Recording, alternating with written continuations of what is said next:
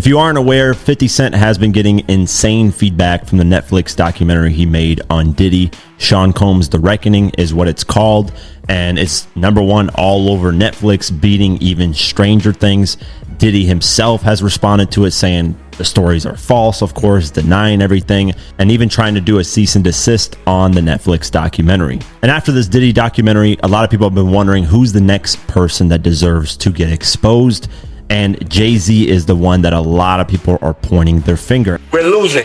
Netflix releasing never-before-seen video of Sean Diddy Combs filmed just days before his arrest on charges of sex trafficking and racketeering in 2024. The footage is part of a 4-part docuseries, Sean Combs' The Reckoning, premiering Tuesday. How did you get that footage of Diddy?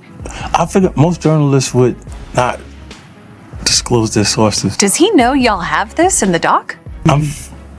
I would doubt he knows. So when this airs, that'll be the first time that his legal team, Diddy, that everybody knows that this footage is now seeing the light of day.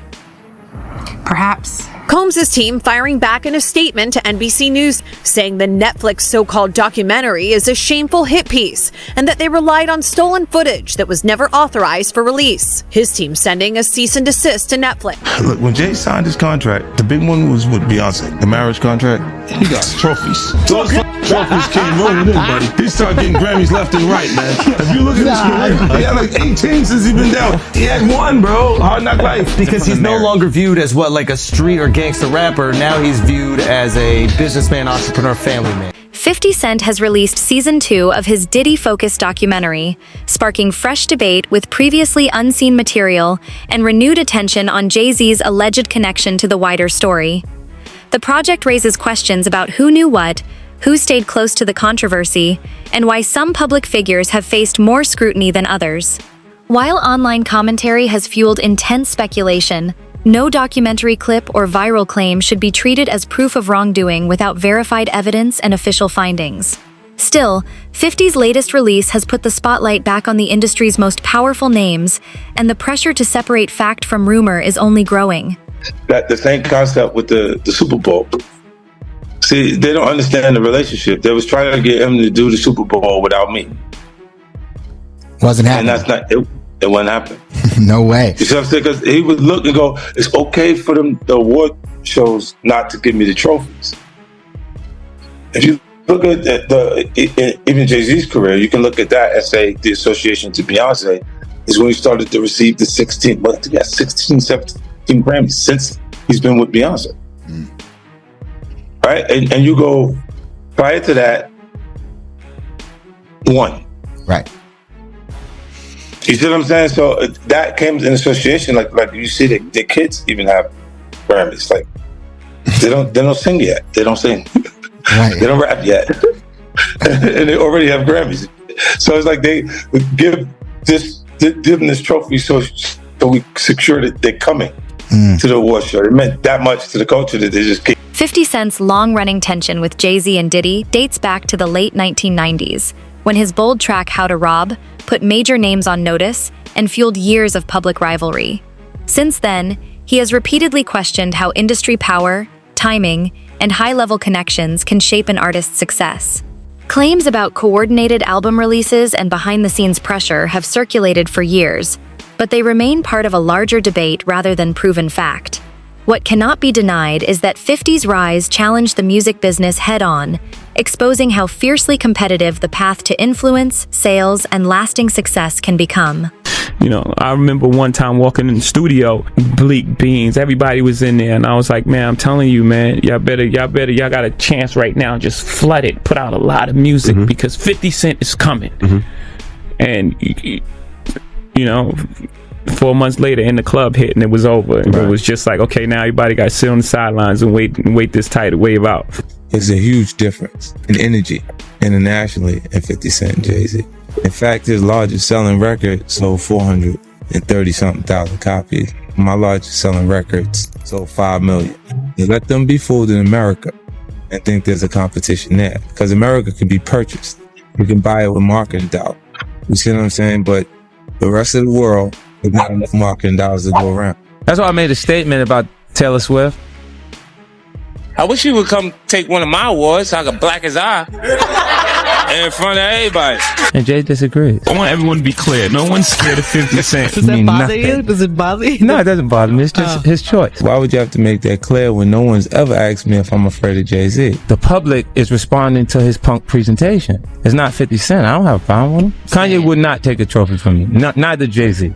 Right. Neither one of them. What would you have? No, we'd have had altercation. 50 Cent says he saw the music industry's power struggles early, questioning whether influential figures truly supported rising artists or simply protected their own position. His criticism of JayZ and Diddy has long centered on the idea that connections, loyalty, and behind-the-scenes influence can shape who receives opportunities and who gets pushed aside. While these claims are widely debated and should not be treated as established fact, they reflect 50's larger message. In a fiercely competitive industry, talent alone does not always decide who gets to rise. You couldn't be bigger than JayZ. You couldn't sell more records than JayZ. But all you had to do was listen to Benny Siegel, and Benny Siegel was, oh my God. Oh my God. Yeah, he said that. That was the first of me actually hearing that. Like, oh shit. Like, I used to have questions like why every time my album dropped, Jay would drop right on top of me. He wouldn't let me breathe or right before me. Like, I was always close, and I'm always thought like, damn, if a kid, back then it was physical copies. So if you had $20 that you saved up and you was going to buy an album, and it's under the same house, Rockefeller, between Jay and BC, you won't, 9 times out of 10 you won't buy the JayZ album. I never understood that every single album that I dropped, Jay dropped right on time. And it was like, damn, like to have in-house competition at that magnitude was crazy. Jay already the boss, but I always thought that, like, let me breathe. But to maliciously plot to hold me back, I don't know, man. I don't believe that. I don't want to believe that. I mean, but like I said, they ain't no better than me. 50 Cent has long argued that some of the industry's biggest names protect their own space instead of creating opportunities for the next generation. He has also spoken about the Super Bowl performance, where Eminem publicly made it clear that 50 Cent's inclusion mattered to him. That moment became bigger than one show. It showed the strength of real loyalty and proved that when powerful people stand behind you, closed doors can still be forced open. The big homie JayZ, right? I said to my nephew, I said, yo, listen, I have to ask him this straight up. So I said, yo, why? Who is the people that's on NFL? And he said to me, and I'm sorry for anybody who don't understand. And he said, the white guy called for 50 Cent. So I said, who's the white guy? I'm digging this Jimmy Iovine. And he said, no, Eminem called directly for 50. And he said, that's his guy. He said, I can't do it if I can't bring 50 up. But that's his guy. That was beautiful. And guess who's Dre's guy? Your guy. Me. Let's make him know. I mean, JayZ's on a whole nother level. Like, I mean, you know, true. he's like it, but you know what I like about 50? 50's on a whole nother level, but he's still approachable. You still get to meet the people and you know, Jay gotta remember the people that made him.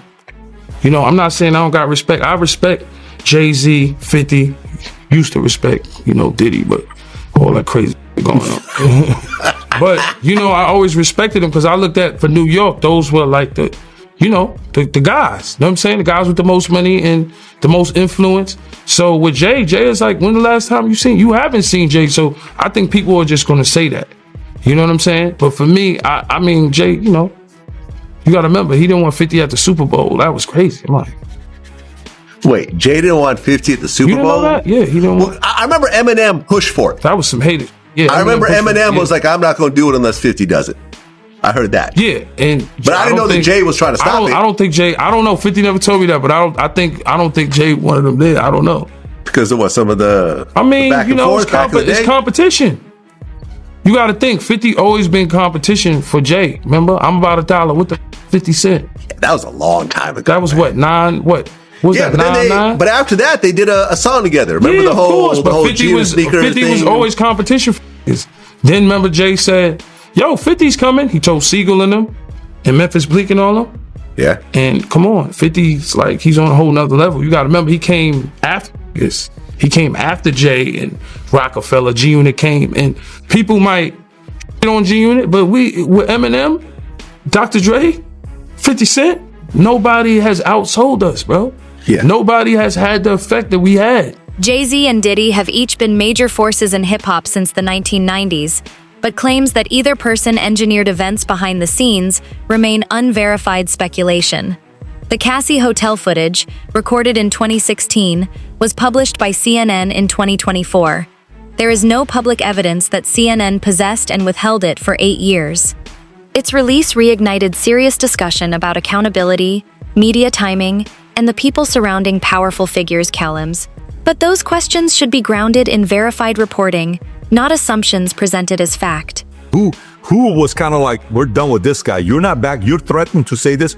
Release the footage, right? So they released the footage. He comes out, issues an apology, while his lawyers accuse the government of leaking the tape. It was later admitted as evidence in his trial. Again, January deal. March is raiding his house, Miami and LA.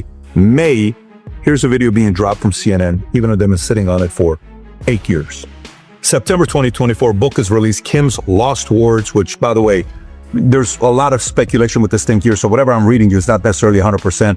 It is there, it is not there. The alias they use on who wrote the book is Shanti Millwood, which is an alias for Tupac, which is kind of weird. Why would you use that? This book appeared on Amazon, allegedly written by Kim Porter, accused Diddy of misconduct with minors.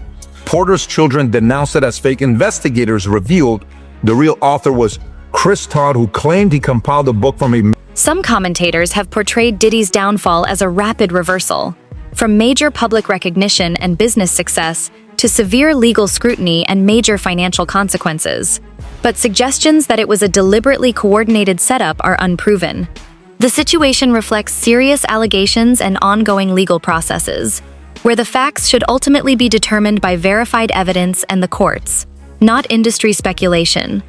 Surprised at what things are coming out with Diddy at all, or you're like, you have no idea, it's none of my business, you'll live longer? Kind of like the mindset.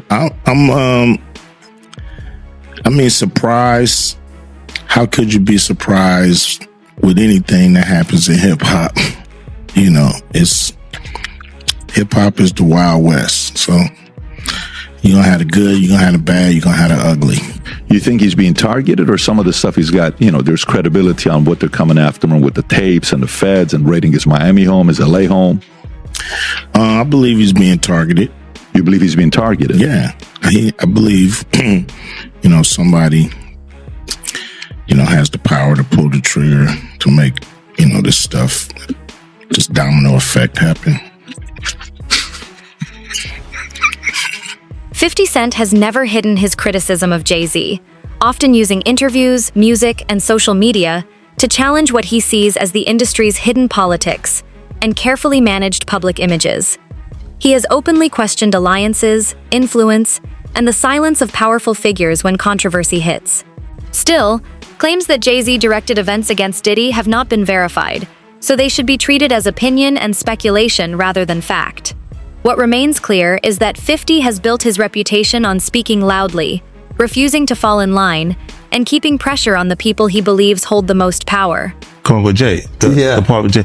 I go, oh shoot, like To us, Black excellence. that had to be there. We getting tighter. You know what I'm saying? And united we stand. And ain't nothing else. Black excellence, they're sitting there like, yeah. It's a billionaire brunch. Oh, Like, I hate you, man. unaware of anything going on here. This is the one time I'm gonna be with you this year. Come on, bro.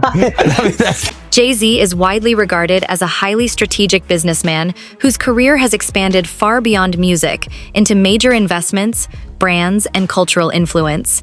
His marriage to Beyoncé is often discussed as one of entertainment's most powerful partnerships, but calling it a contract or linking his awards to the relationship is speculation, not established fact.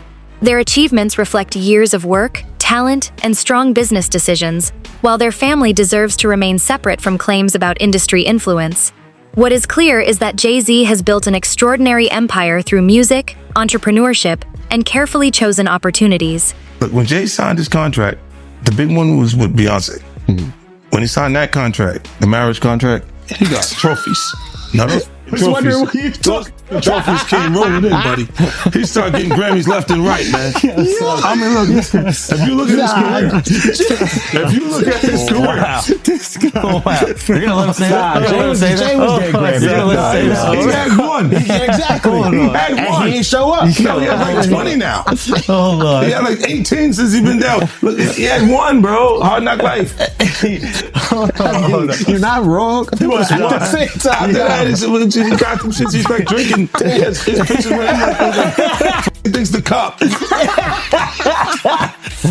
Wait a minute. So you're saying the success is derived from the marriage? Absolutely, he's been treated differently. The accolades. Because he's no longer viewed as what, like a street or gangster rapper. Now he's viewed as a businessman, entrepreneur, family man. And the biggest ones because of the position Beyonce. Are you so on top of the business side of JayZ? You know what I'm saying? Some people like to just be an artist. Yeah, I was actually forced to be an artist and a businessman because when I tried to get a deal, I couldn't get a deal, so I had to create Rockefeller Records. We actually created Rockefeller Records from nothing. And, so I was forced to know both sides of the business. JayZ's past has included public controversy, but it is important to separate verified legal history from online allegations.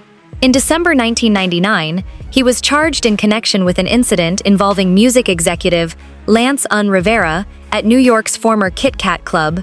He later pleaded guilty to misdemeanor assault and received probation.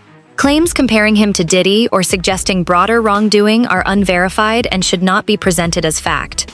His career, like many high-profile careers, has drawn intense attention, but credible reporting and court records matter more than speculation.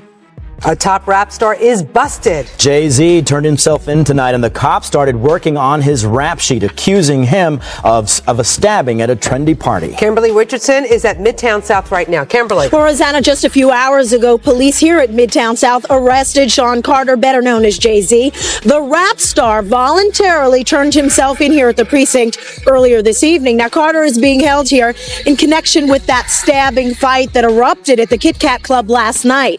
But just a few moments ago, Carter's attorney had this to say. He's not involved in this, period. He was at the club? That's my only comment. He wasn't involved in this.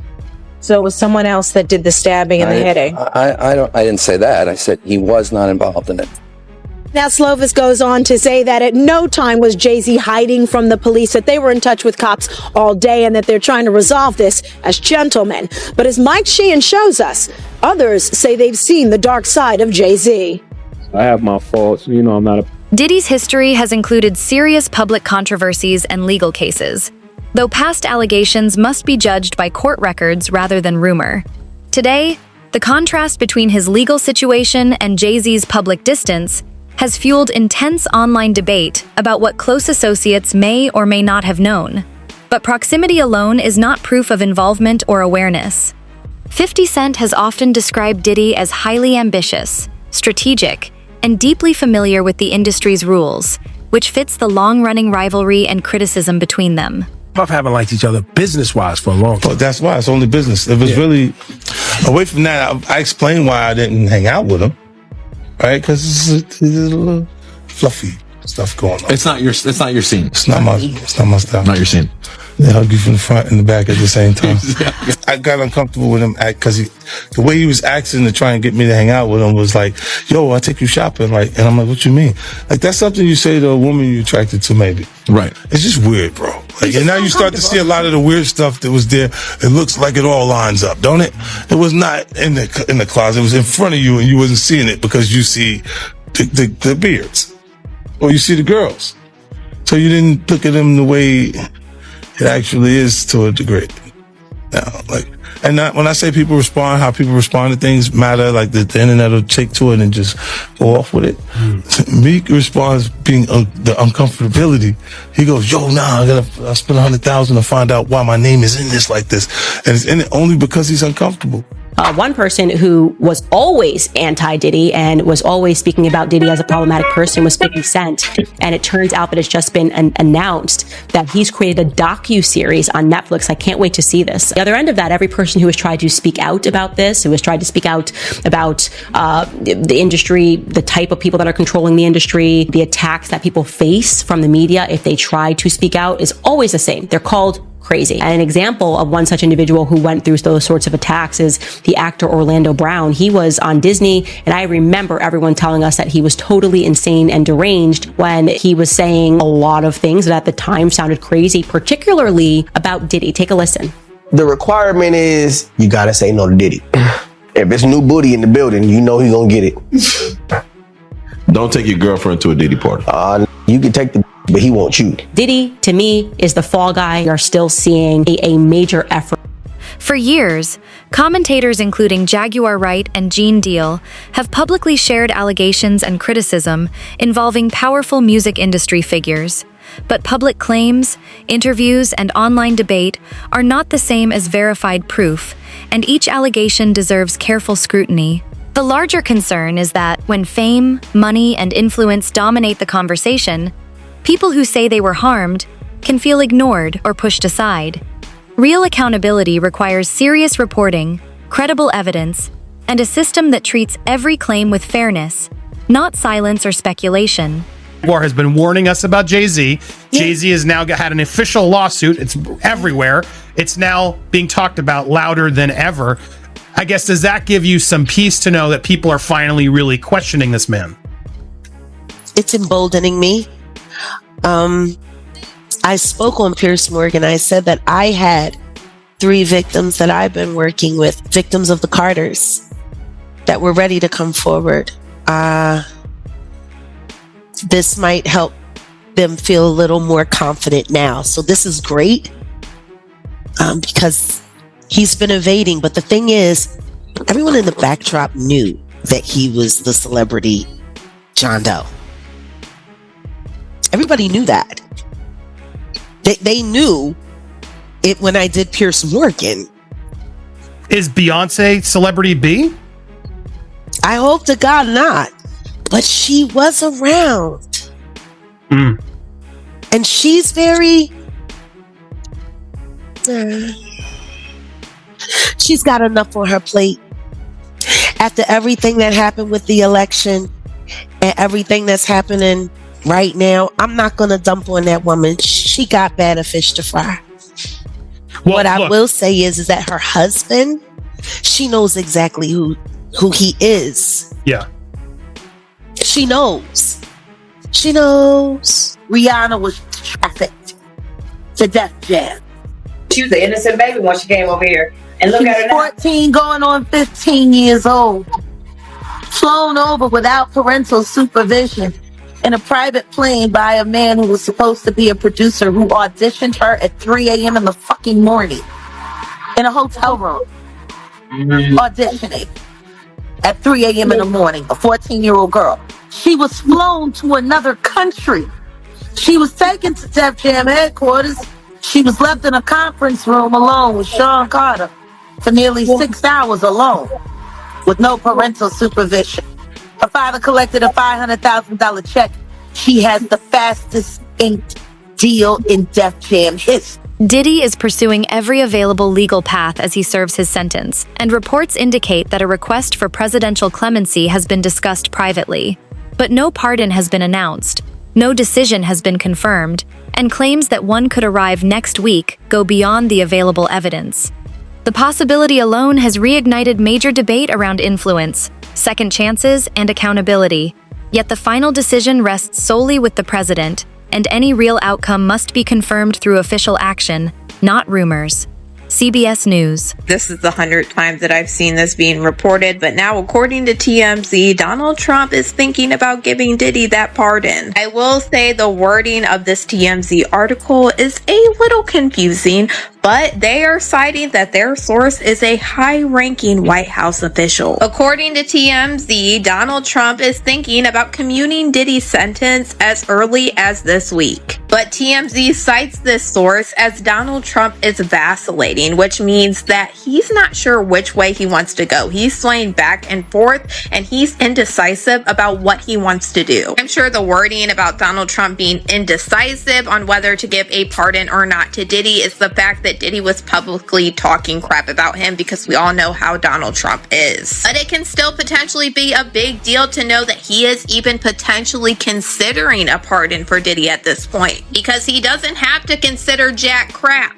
The White House officials who are saying that they are urging Donald Trump to not give Diddy a pardon say that they are not sure what Donald Trump is going to end up doing, because at the end of the day, he does what he wants. We do just know he granted a pardon last Friday to another person that was in Congress. And I think with Donald Trump, we literally never know exactly what he is going to do. But all I gotta say is, if you're about to free Diddy, you also better free those Epstein files. Posts on X have reignited discussion around reports that President Trump may be considering clemency for Diddy, though no official decision or timetable has been confirmed. For many following the case, the possibility raises difficult questions about whether justice can be influenced by fame, wealth, or powerful connections, especially for people who have publicly described harm. 50 Cent has consistently opposed the idea of a pardon, using social media to voice his criticism and argue that accountability should come before any talk of redemption. His message has remained direct. A second chance should never overshadow the seriousness of the case or the need to protect those affected.